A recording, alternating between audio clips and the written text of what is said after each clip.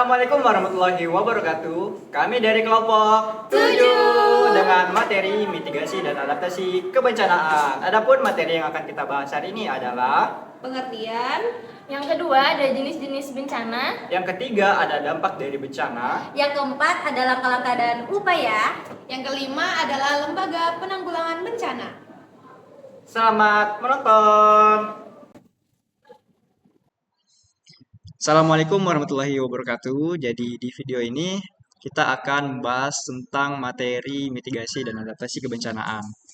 Nah, jadi sebelum kita masuk materi di sini saya ingin menampilkan dua contoh video, yaitu bencana gempa bumi yang ada di Jogja dan bencana banjir di Kota Samarinda. Silahkan menyimak videonya. Dan pemirsa, kita ke informasi selanjutnya. Pasca gempa berkekuatan magnitudo 5,8 yang mengguncang Gunung Kidul, Yogyakarta, belasan rumah warga mengalami kerusakan. Gempa dengan kekuatan magnitudo 5,8 yang berpusat di 95 km barat daya Gunung Kidul terjadi pada pukul 15.57 waktu Indonesia Barat. Gempa ini dirasakan oleh warga di Yogyakarta dan Jawa Tengah. Data terakhir yang masuk di BPBD Gunung Kidul tercatat ada 34 rumah warga yang mengalami kerusakan. Kerusakan tersebut tersebar di 6 kapanewon atau kecamatan, yakni Kapanewon Karangmojo, Purwosari, Ngelipar, Semanu, Panggang, dan Patu.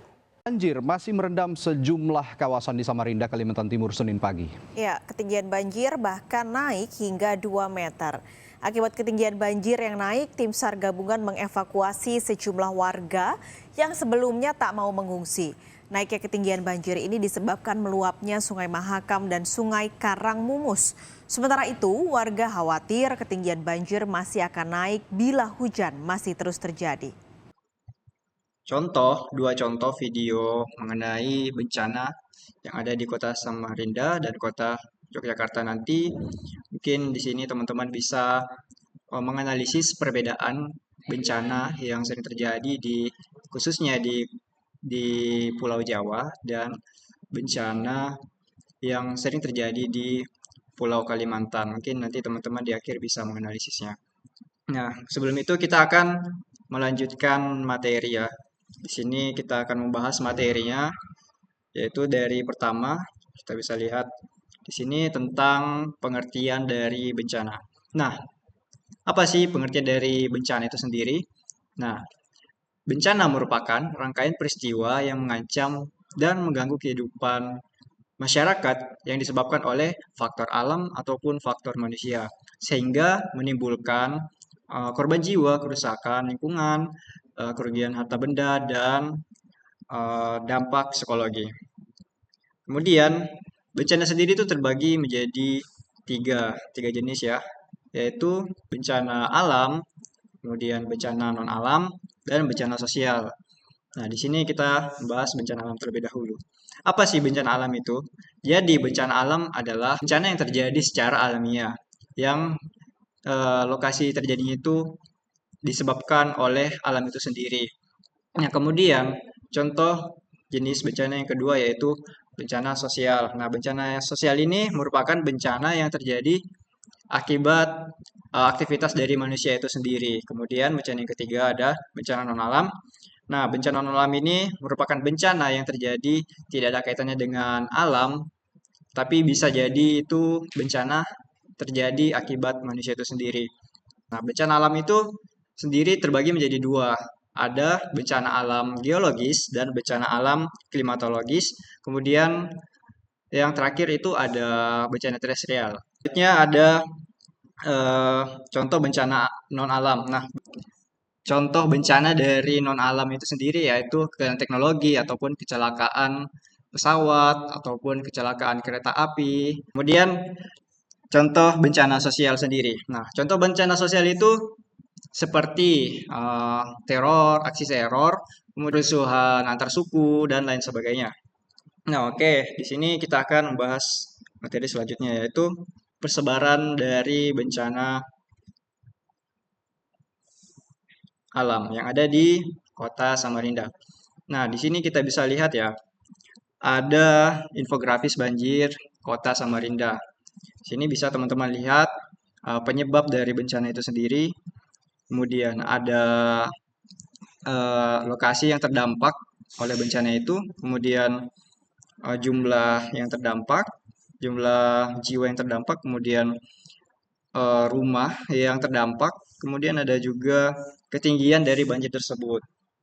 Nah, mungkin sampai sini dulu tentang materi jenis, pengertian jenis dan persebaran bencana alam. Selanjutnya bakal dilanjutkan oleh teman saya. Baik, selanjutnya setelah mengetahui pengertian, jenis, dan persebaran bencana alam, selanjutnya saya akan menjelaskan mengenai dampak bencana yang ada di Kota Samarinda.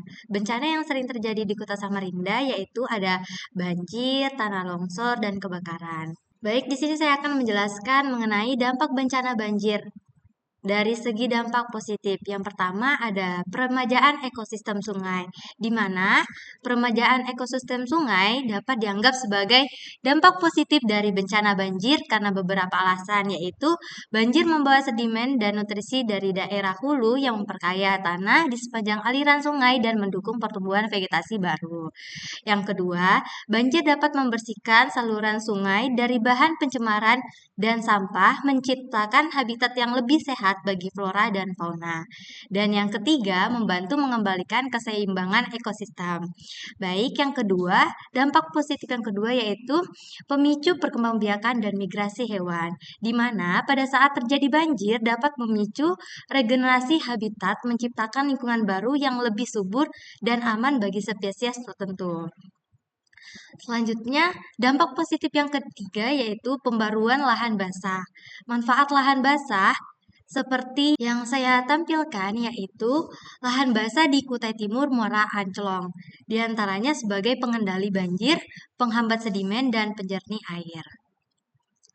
Baik, selanjutnya saya akan menjelaskan mengenai dampak negatif dari bencana banjir, yaitu adanya kerusakan rumah, fasilitas, sarana, dan prasarana, di mana pada slide berikut terjadi di Kecamatan Samarinda Ulu dan Kecamatan Samarinda Utara pada saat Idul Fitri yang menyebabkan aktivitas pada saat Idul Fitri tidak berjalan lancar, yang menyebabkan 1.671 rumah dan 4.776 jiwa yang terdampak banjir.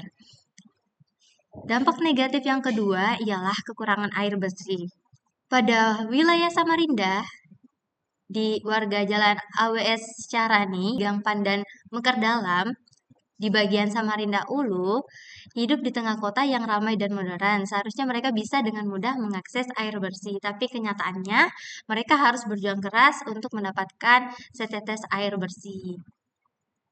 Selanjutnya, dampak negatif yang ketiga yaitu terjadinya gagal panen akibat lahan pertanian yang banjir. Nah, setelah dampak banjir, selanjutnya kita akan ke bencana yang terjadi di Samarinda, yaitu bencana tanah longsor.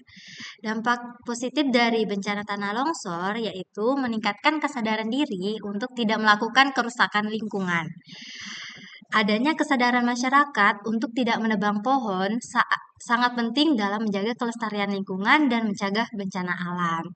Selanjutnya, dampak positif yang kedua yaitu menjadikan kondisi tanah gembur, di mana tanah gembur sebagai dampak positif dari tanah longsor terjadi karena adanya proses longsoran yang mengubah struktur tanah yang awalnya padat menjadi longgar dan terurai.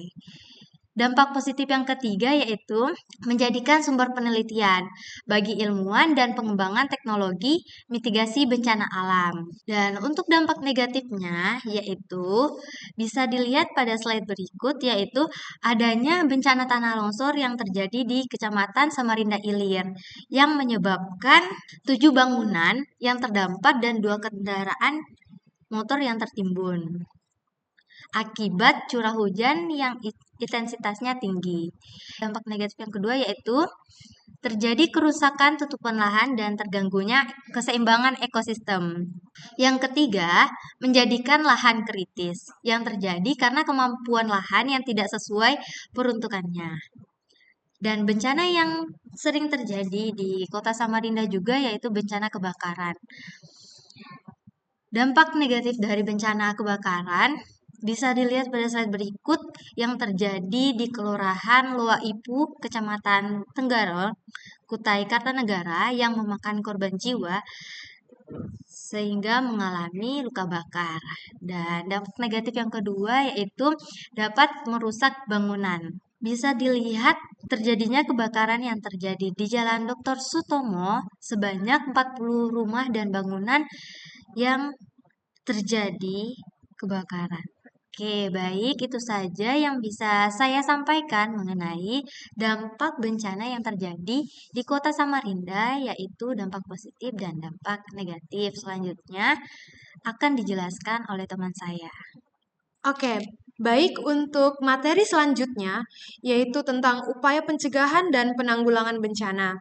Jadi sebelum kita masuk ke upayanya, kita harus tahu dulu nih, perbedaan pengertian dari pencegahan dan penanggulangan. Pencegahan sendiri yaitu suatu kegiatan yang dilakukan sebagai upaya untuk menghilangkan dan atau mengurangi ancaman bencana itu sendiri. Sedangkan penanggulangan yaitu upaya yang meliputi penetapan kebijakan pembangunan yang dapat beresiko timbulnya bencana, kegiatan pencegahan bencana, tanggap darurat, dan rehabilitasi. Lalu terdapat 3 metode upaya pencegahan dan penanggulangan bencana. Yang pertama ada pencegahan dan penanggulangan bencana melalui edukasi. Nah, hal ini bisa didapatkan melalui pendidikan informal dan pendidikan formal.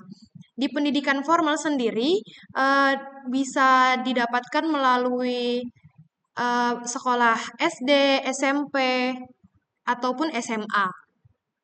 Lalu untuk pendidikan informal bisa kita dapatkan melalui keluarga ataupun lingkungan kegiatan belajar yang dilakukan secara mandiri. Lalu yang kedua ada pencegahan dan penanggulangan bencana melalui kearifan lokal. Kearifan lokal sendiri berbentuk seperti nilai, norma dan kepercayaan, tradisi ataupun adat luhur yang perlu kita lestarikan. Lalu yang ketiga, ada pencegahan dan penanggulangan bencana melalui teknologi modern. Contohnya yaitu di era saat ini kita bisa melakukan penanggulangan bencana dengan menggunakan teknologi modifikasi cuaca yang sudah sering diterapkan untuk penanggulangan bencana asap kebakaran hutan di sejumlah provinsi seperti Pulau Sumatera dan Kalimantan. Baik, untuk materi selanjutnya adalah langkah-langkah mitigasi dan adaptasi bencana. Jadi sebelumnya kalian tahu nggak pengertian dari mitigasi dan adaptasi? Nah, pengertian dari mitigasi ini adalah upaya yang dilakukan untuk mencegah dan mengurangi risiko bencana, mulai dari sebelum hingga setelah bencana terjadi. Nah, selanjutnya adaptasi yang merupakan upaya yang dilakukan untuk mengantisipasi dampak buruk bencana dan mengambil tindakan untuk meminimalkan kerusakan. Jadi itu adalah perbedaan dari mitigasi dan juga adaptasi. Kemudian selanjutnya adalah langkah-langkah dalam menghadapi bencana tanah longsor. Jadi untuk mitigasi dari bencana tanah longsor ini yang pertama kita harus menghindari daerah-daerah yang rawan longsor seperti kawasan yang terjal dan juga berlereng. Kemudian melakukan pembangunan tanggul untuk di daerah yang rawan bencana longsor. Yang ketiga, melakukan penataan saluran air. Yang keempat, melakukan sosialisasi kepada masyarakat sekitar agar tidak tinggal di daerah yang rawan longsor. Kemudian yang terakhir adalah melakukan pelatihan, simulasi, dan evakuasi secara langsung. Untuk adaptasinya dari bencana tanah longsor, yang pertama adalah menggalangkan program terasering dan reboisasi. Yang kedua, menata kembali pemukiman. Yang ketiga, membuat konstruksi bangunan dengan pondasi yang kuat. Selanjutnya adalah mitigasi dan adaptasi dari bencana banjir. Seperti yang kita ketahui, di kota Samarinda ini sering dilanda bencana banjir. Maka dari itu mitigasi dan adaptasi untuk menghadapi bencana banjir ini, yang pertama ini membersihkan saluran pembuangan limbah rumah tangga seperti got dan juga sungai. Yang kedua, meningkatkan pengetahuan terkait perkiraan bulan hujan yang beresiko banjir. Kemudian melakukan pembangunan tunggal di pinggir titik-titik daerah yang rawan banjir. Kemudian melakukan kesiapan evakuasi banjir menggunakan perahu ataupun peralatan penyelamatan lainnya. Kemudian melakukan sosialisasi dan pelatihan untuk menghadapi bencana banjir. Selanjutnya, adaptasi dari bencana banjir yang itu menggunakan pakaian yang relevan dengan bencana banjir. Yang kedua, membuat posko pengungsian seperti dapur umum. Kemudian meninggikan pondasi dan lantai rumah. Kemudian saling bergotong royong melakukan perbaikan kerusakan akibat banjir. Dan yang terakhir, menerapkan konsep pengelolaan sampah yaitu 3R, reuse, reduce, dan recycle. Untuk selanjutnya adalah mitigasi dan adaptasi dari bencana kebakaran. Nah, jadi untuk mitigasinya itu yang pertama mengidentifikasi barang-barang yang berpotensi sebagai sumber api seperti kabel yang terkelupas dan juga bahan kimia yang berbahaya. Yang kedua, memantau wilayah yang rawan kebakaran dengan mendirikan menara pengawas, membuat pos jaga, dan juga memanfaatkan data satelit. Untuk adaptasi dari bencana kebakaran, ini yang pertama memperhatikan wilayah hutan yang memiliki titik api yang cukup tinggi, kemudian tidak membuka lahan atau perkebunan dengan cara membakar hutan. Yang ketiga, tidak membuang puntung rokok secara sembarangan. Yang keempat, tidak meninggalkan api unggun. Yang kelima, membuat jalur perlindungan di sektor pemukiman dan infrastruktur pedesaan. Selanjutnya yang keenam ini menyiapkan strategi pelarian atau rute evakuasi dan tempat perlindungan. Oke, selanjutnya adalah mitigasi dari wabah penyakit. Seperti yang kita pernah rasakan sebelumnya bahwa kita pernah menghadapi COVID-19 di Indonesia. Nah, jadi mitigasi dan adaptasi yang bisa dilakukan untuk mengatasi wabah penyakit. Yang pertama, melakukan vaksinasi untuk meningkatkan antibodi. Yang kedua, menerapkan pola hidup sehat.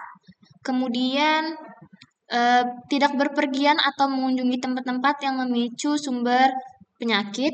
Kemudian melakukan penyemprotan disinfektan dan fogging secara rutin.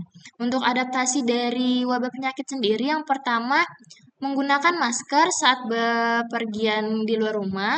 Kemudian mencuci tangan memakai sabun dengan air mengalir. Yang ketiga, menjaga jarak dan tidak berkerumunan. Yang keempat, membawa hand sanitizer.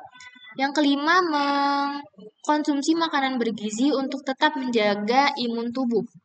Yang keenam, melakukan olahraga secara rutin setiap minggu.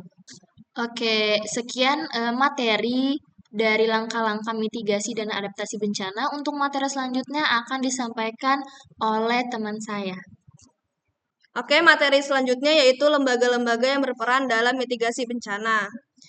Kita mulai dari pengertiannya. Yang pertama, Badan Nasional Penanggulangan Bencana atau disingkat BNPB merupakan lembaga pemerintah non-kementerian yang berperan di bawah dan bertanggung jawab langsung kepada Presiden. Tugas utama BNPB adalah memberikan pedoman dan pengarahan terhadap usaha penanggulangan bencana yang mencakup pencegahan bencana, penanganan keadaan darurat bencana, rehabilitasi, dan rekonstruksi secara adil dan setara. Selanjutnya, Badan Nasional Pencarian dan Pertolongan atau disingkat Basarnas. Dalam hal penanggulangan bencana, Basarnas biasanya bertugas dalam mengevakuasi atau memberikan pertolongan terhadap korban bencana alam. Selain itu, Basarnas juga bertugas mencari korban yang hilang akibat terkena bencana alam. Yang ketiga yaitu Palang Merah Indonesia atau disingkat PMI. Tidak hanya bertugas dalam hal penyelenggaraan pelayanan transpulasi darah, PMI juga bertugas dalam penanggulangan bencana. PMI dalam hal ini merangkum dalam aktivitas pelayanan manajemen bencana. Selanjutnya, Pusat Vulkanologi dan Mitigasi Bencana Geologi atau disingkat PVMBG. Merupakan salah satu unit di lingkungan Badan Geologi di bawah Kementerian Energi dan Sumber Daya Mineral. Tugas utama adalah melaksanakan penelitian, penyelidikan, pengrekayasaan, dan pelayanan di bidang vulkanologi dan mitigasi bencana geologi. Setelah kita mengetahui pengertian dari lembaga-lembaga yang berperan dalam mitigasi bencana, kita akan membahas mengenai fungsi-fungsi dari lembaga tersebut.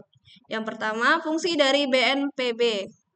Dilansir dari laman resmi Badan Nasional Penanggulangan Bencana, jelaskan bahwa fungsi-fungsi yang itu, pertama, perumusan penetapan kebijakan penanggulangan bencana dengan bertindak secara efektif dan efisien.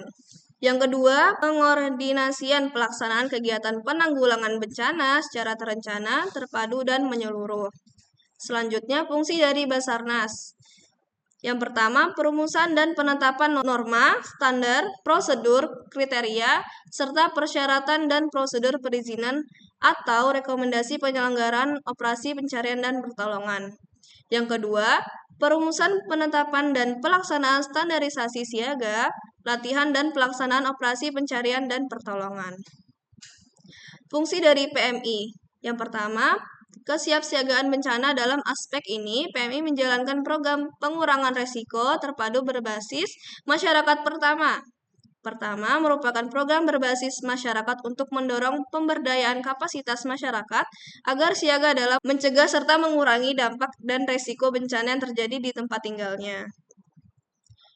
Yang terakhir, fungsi dari Pusat Vulkanologi dan Mitigasi Geologi.